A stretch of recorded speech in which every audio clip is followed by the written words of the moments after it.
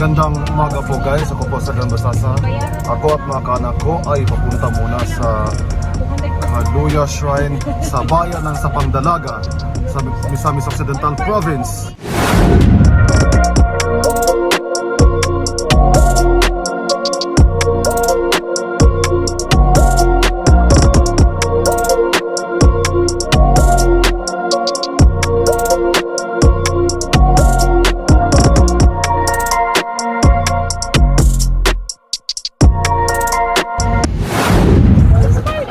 Sumasakay muna kami ng motorbangka papunta sa floating cottage ng Kaluya. So, shoutout po sa kanila po.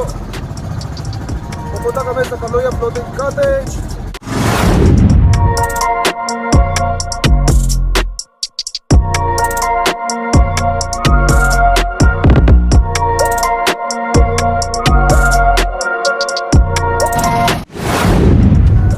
Nasa Kaluya floating cottage muna kami.